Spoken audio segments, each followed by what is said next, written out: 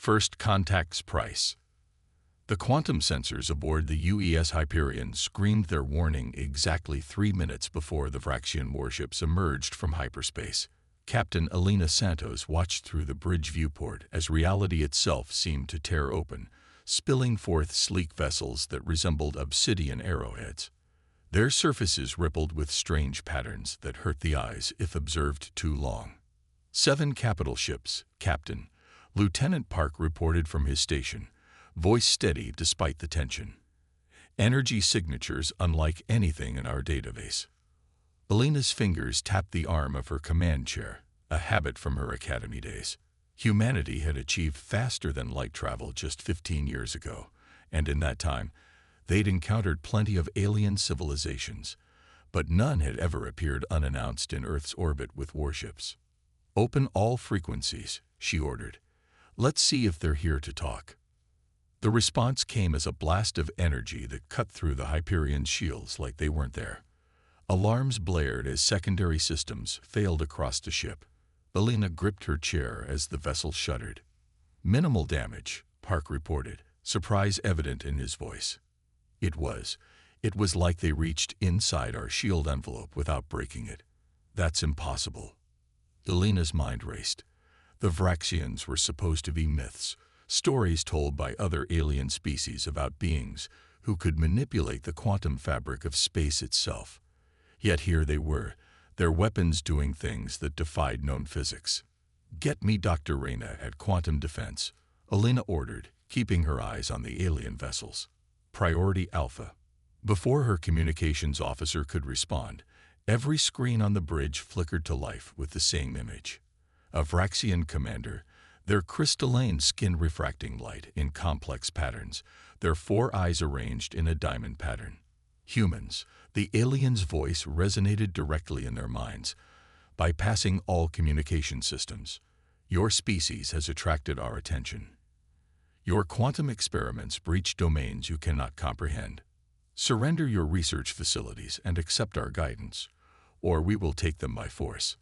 Elena felt a pressure in her mind, an alien presence trying to sift through her thoughts. But there was something else too, a feeling she'd experienced during the classified briefings about Project Nexus. A resonance. Interesting. The Vraxian commander's mental voice carried a note of surprise. "Your minds are different." Elena smiled slightly, remembering Dr. Reyna's words from the project briefing. "Humans aren't just observing quantum states. We're the only species whose consciousness actually affects them." "We decline your offer," Elena responded, both verbally and mentally, feeling the strange resonance grow stronger. Around the bridge, she noticed her crew sitting straighter, their expressions changing from fear to determination. They felt it too. The Vraxian commander's crystalline features shifted in what might have been confusion. "You cannot hope to resist. We have mastered quantum manipulation at a level your species cannot." Elena cut the transmission with a gesture. "All hands," she broadcast shipwide, "remember your Nexus training. Feel the resonance. Share it." The pressure of the alien presence in their minds increased, trying to force compliance, but something extraordinary was happening aboard the Hyperion. The crew's consciousness, trained through Project Nexus to synchronize at a quantum level, began to merge into something greater. Elena felt it building, like a wave about to break. Humanity had discovered something unique about themselves during their quantum research. Their minds could entangle not just with quantum particles, but with each other. What had started as strange experimental results had led to the most closely guarded secret in human history. Collective consciousness could alter quantum reality itself. "They're charging weapons," Park announced, but his voice was calm, almost detached. Like the rest of the crew, he was part of something larger now. The Vraxian ships fired again, their impossible weapons reaching through normal space to strike at the Hyperion. But this time, something different happened. The energy simply flowed around them, like water around a stone. Through their shared consciousness, Elena felt her crew's amazement, their pride, their determination. Humanity had prepared for this moment ever since they discovered their unique ability. The Hyperion wasn't just a warship. It was a focal point for human consciousness, designed to amplify and direct their collective quantum influence. "Send word to Earth," Alina ordered, feeling the power building. "Tell them it's time to wake up the sleepers." As the message was sent, she allowed herself a small smile. The Vraxians had mastered quantum manipulation through technology, but humanity had found a different path. They weren't just observers of quantum reality. They were part of it. The real war was about to begin, and the galaxy was about to learn why you should never underestimate human potential. The quantum dreamer. Dr. Sarah Chen stood before the quantum observation chamber, watching patterns of light dance across its crystalline walls. The facility, buried deep beneath the Pacific Ocean, hummed with energy as thousands of quantum entanglement experiments ran simultaneously. But Sarah wasn't interested in the experiments themselves. She was watching the observers. "Run it again," she instructed her team, her dark eyes never leaving the holographic displays that showed brain activity patterns from the 100 volunteers in the adjacent chamber. Each was focusing on a single quantum particle, trying to influence its spin state. Her colleague, Dr. Marcus Webb, shook his head. "Sarah, we've run this test 800 times. The results are always the same. Human observation affects quantum states more strongly than any other species we studied. We should be publishing this." Sarah pulled up another hologram, this one showing comparative data from their alien allies. "Look at the pattern here, Marcus. It's not just that we affect quantum states more strongly. There's something else." She manipulated the display, overlaying the brain activity patterns of multiple human observers. As she watched, the patterns began to synchronize, forming complex geometric shapes that reminded her of mandalas. The effect gets stronger when people work together. It's like our consciousness is entangling. Before Marcus could respond, the quantum chamber's emergency protocols activated. The lights dimmed as power was diverted to containment fields. Sarah rushed to the main console, her heart racing as she saw the readings. "This is impossible," Marcus breathed, staring at the data streams. The quantum particles under observation weren't just changing states. They were maintaining impossible superpositions, defying the very laws of quantum mechanics. Sarah looked through the observation window at the volunteer chamber. The participants, rather than appearing concerned about the alarms, sat in perfect stillness, their faces peaceful. The holographic displays showing their brain activity had merged into a single, impossibly complex pattern. "They're dreaming together," Sarah whispered, understanding finally dawning. "Our consciousness doesn't just observe quantum states. It dreams new ones into existence." The facility's director, Admiral Helena Reeves, arrived minutes later, her uniform immaculate, despite the late hour. She took one look at the data and immediately initiated contact with military command. "Dr. Chen," she said, turning to Sarah, "I believe you've just confirmed what we've suspected since first contact. Humanity isn't just another spacefaring species. We're something else entirely." Sarah nodded slowly, her mind racing with implications. The quantum effect. It's not just about observation. When human minds work together, we can actually influence quantum reality itself, create new possibilities, which is exactly why the Vraxians are coming. Admiral Reeves replied grimly. "Their entire civilization is built on technological quantum manipulation, the idea that consciousness itself could affect quantum reality." She let the thought hang. Over the next months, Project Nexus transformed from a research initiative into humanity's best hope for survival. Sarah watched as military personnel and civilians alike learned to synchronize their consciousness, to reach into the quantum fabric of reality and reshape it through sheer will. The breakthrough came during a routine training session. Sarah was monitoring a group of 30 participants when something unprecedented happened. Their combined consciousness didn't just influence quantum particles, it created a quantum field that maintained coherence at a macroscopic scale. "It's like a dream made real," Sarah explained to Admiral Reeves later, showing her the recordings. "When enough trained minds work together, They can extend quantum effects into normal space, create new rules for reality itself. The Admiral's expression was thoughtful. Can it be weaponized? Sarah hesitated. That's not exactly how it works. It's more like, imagine reality as a river. The Vraxians have built magnificent machines to redirect that river's flow. But we've discovered that consciousness itself can become the river. We don't fight the current. We become it. Construction began immediately on specialized ships designed to amplify this human quantum resonance. The UES Hyperion was just the first. Each vessel would carry crews trained in conscious quantum manipulation. Their combined will capable of reshaping local spacetime itself. But Sarah's research continued, pushing the boundaries of what was possible. She discovered that distance was no barrier to quantum entanglement between trained human minds, a discovery that would prove crucial in the coming conflict. As she stood in her lab the night before the Hyperion's maiden voyage, Sarah felt a strange resonance in her mind.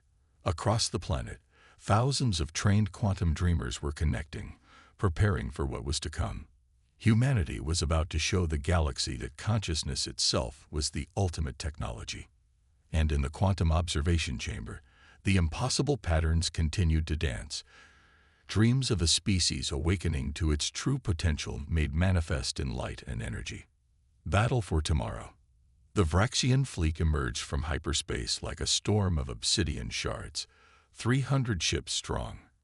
Their target, Earth's quantum research facilities on Europa. Admiral James Chen, aboard the flagship UES Prometheus, watched the tactical display with outward calm. Inside, his consciousness resonated with the 5,000 other minds aboard humanity's gathered fleet. All ships, initiate Nexus protocols, he ordered, his voice steady. Around him, the bridge crew closed their eyes, their breathing synchronizing automatically after months of training. Throughout the fleet, 20,000 humans joined their consciousness into a vast quantum network. The Vraxian commander's transmission cut through all frequencies. Your resistance is illogical. Our quantum technology is centuries ahead of yours. Surrender your facilities, and we will share our knowledge. James felt his crew's amusement ripple through their shared consciousness. The Vraxians still didn't understand. This wasn't about technology at all. All ships, James broadcast, both verbally and through the quantum link, execute formation Dreamweave. The human fleet moved with impossible coordination, ships flowing into complex geometric patterns that shouldn't have been possible at these speeds. Each vessel's quantum resonance field merged with the others, creating a vast web of consciousness-influenced spacetime. The Vraxians struck first, their quantum phase weapons designed to bypass conventional shields by shifting energy through multiple quantum states. But as the beams approached the human fleet, something extraordinary happened. The attack simply ceased to exist. Their quantum states collapsed into harmless possibilities by the combined will of 20,000 human minds. Impossible. The Vraxian commander's mental voice betrayed their first hint of uncertainty. Your technology can't.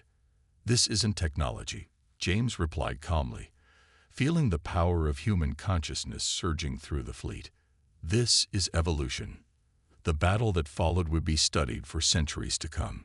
The Vraxian fleet, masters of quantum technology, found themselves facing an enemy that didn't just manipulate quantum reality. They were part of it.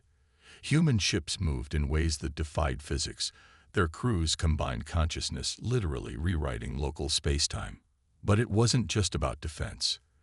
Dr. Chen's discoveries had shown that human quantum influence could be projected.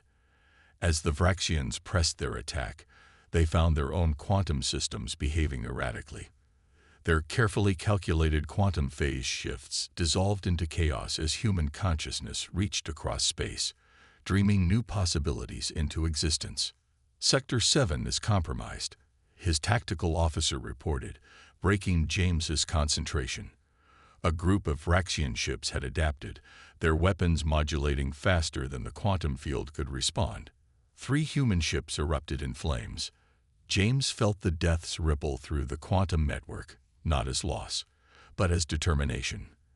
The remaining crews strengthened their connection, their shared consciousness expanding to fill the gaps. They adapt quickly, his XO noted, her consciousness brushing against his in the network. Their technology is still just technology, James completed the thought. And we're something else entirely. All ships initiate Dream Protocol Omega. Throughout the fleet, 20,000 minds focused on a single thought, a single possibility. Dr. Chen had theorized this might be possible, but they'd never attempted it at this scale. The space between the fleets began to shimmer as quantum probability itself responded to human will.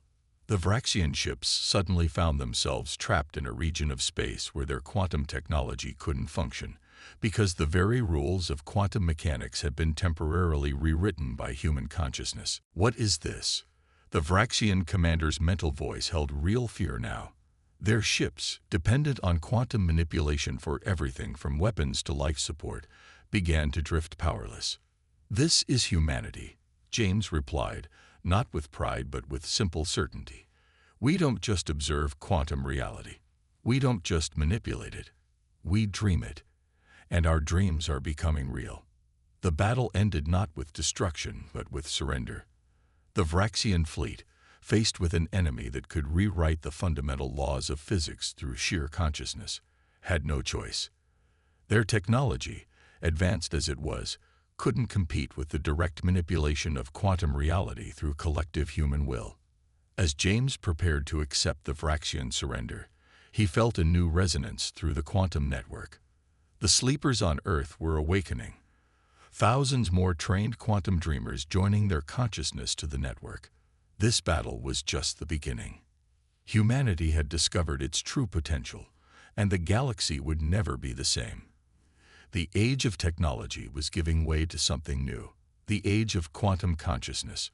And humanity, through some cosmic quirk of evolution, was leading the way. The stars themselves seemed to shine differently now, as if responding to the dreams of a species awakening to its true nature, mind over matter. Dr. Sarah Chen sat in her meditation chamber aboard the Prometheus, surrounded by holographic displays showing the quantum consciousness patterns of 1 billion human minds. In the month since the Battle of Europa, humanity's quantum awakening had spread like wildfire. What had started with military crews and research teams had become a global phenomenon. The patterns are evolving, she told Admiral Helena Reeves, who stood watching the displays with a mixture of awe and concern. Each time more minds join the network, the quantum effects become more stable, more profound. On the largest display, the combined consciousness of humanity resembled a vast, shifting mandala of light and energy. Individual minds appeared as points of light, connected by threads of quantum entanglement that stretched across space and time. The Vraxians are calling it the Great Dream, Helena said, her voice soft. Their scientists have been studying the data from the battle. They say we're doing something they thought was theoretically impossible, creating stable quantum effects at a macroscopic scale through pure consciousness. Sarah nodded, watching new patterns emerge in the display. But that's not what worries you, is it? Helena sighed. We're changing, Sarah. Not just as a society, but as a species. The quantum network, it's affecting how people think, how they perceive reality itself. She wasn't wrong. Reports had been flooding in from around the world. People connected to the quantum network were developing new abilities, not just the carefully trained quantum manipulation used in battle, but something deeper. They were beginning to perceive quantum possibilities directly, seeing the multiple states of reality that existed in superposition. The children are the most affected, Sarah said, pulling up new data. Those born since the network became active. Their brains are different. They don't just connect to the quantum field, they live in it. A notification flashed across the displays. Another group of Vraxian ships had arrived in the solar system, but not as enemies this time. Since their defeat, the crystalline aliens had been sending their best scientists, eager to understand humanity's quantum awakening. They're afraid of us, Helena observed. The Vraxians, the Galactic Council, they see what we're becoming and they don't understand it. Their entire civilization is built on controlling quantum reality through technology. The idea that consciousness itself could. She trailed off as the displays shifted, showing new patterns emerging in the quantum network. Sarah leaned forward, her eyes widening.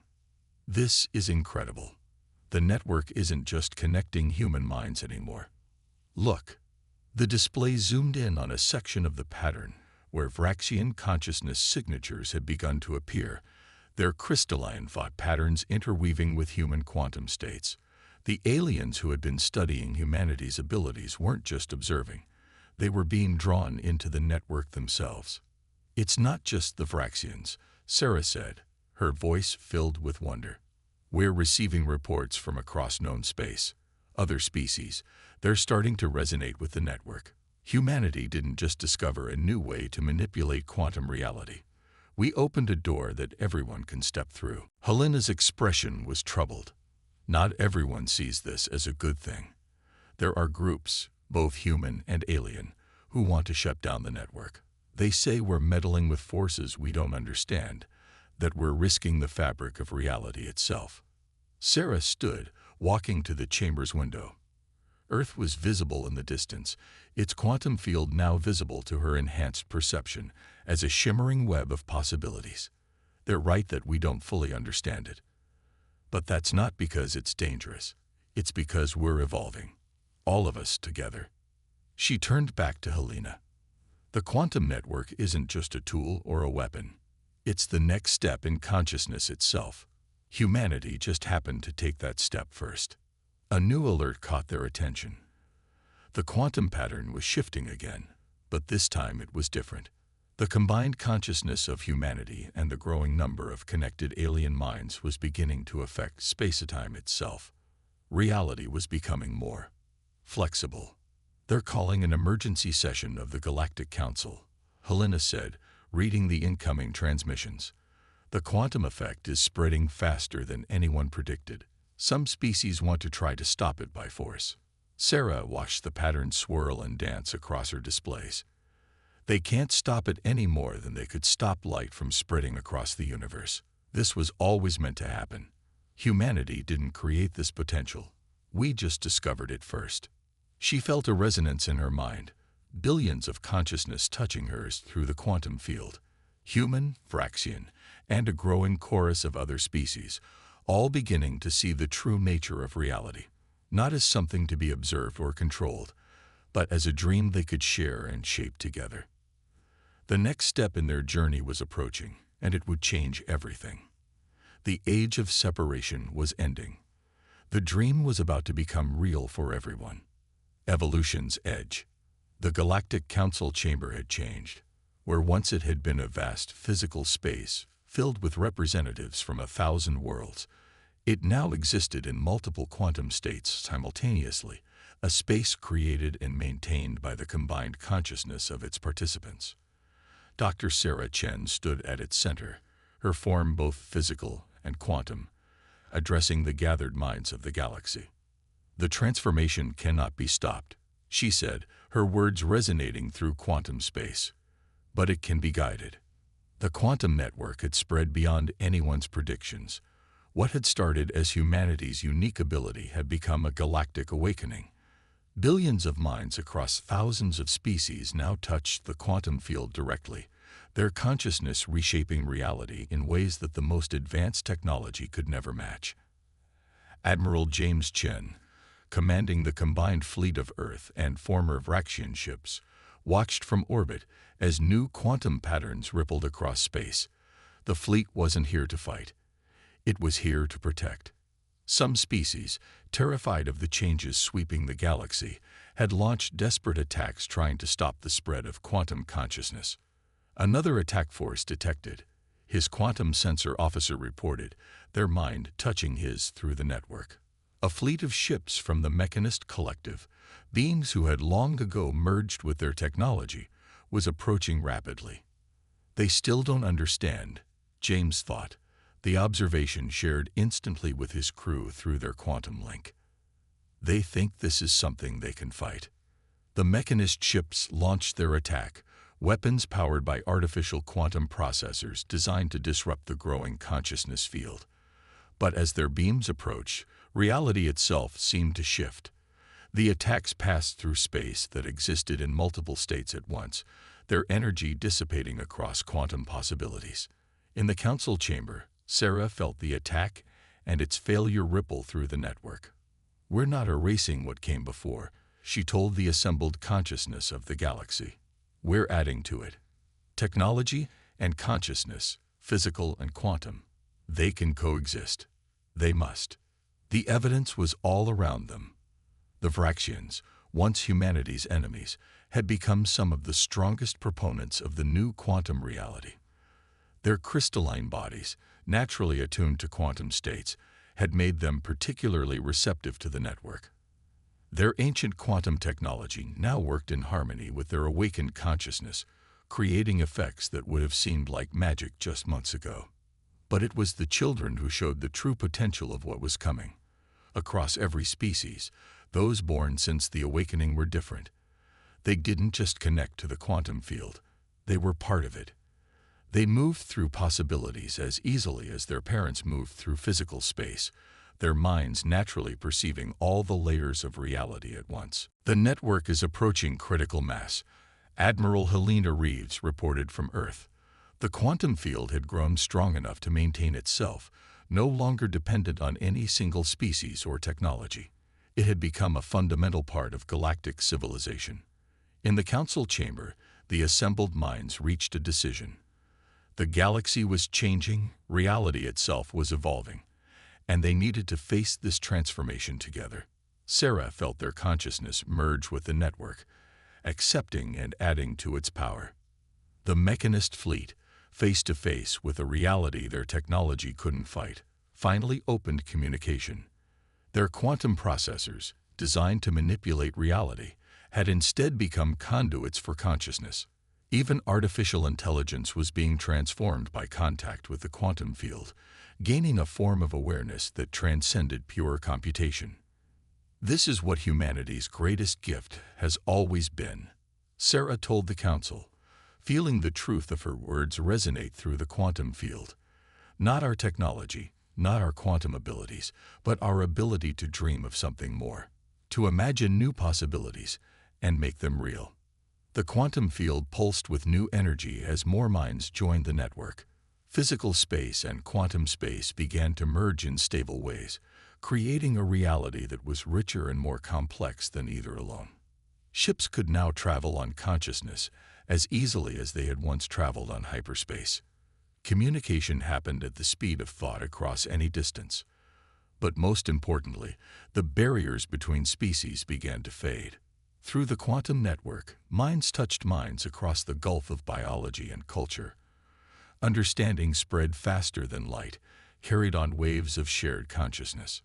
James watched from his ship as the mechanist fleet integrated itself into the new reality, their ships transforming as their AIs awakened to quantum consciousness.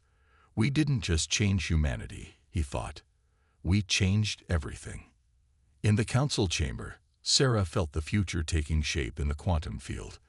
The galaxy was entering a new age, one where consciousness and reality danced together in an eternal dream. Humanity had taken the first step, but every species would walk this path in their own way, adding their unique perspectives to the grand pattern.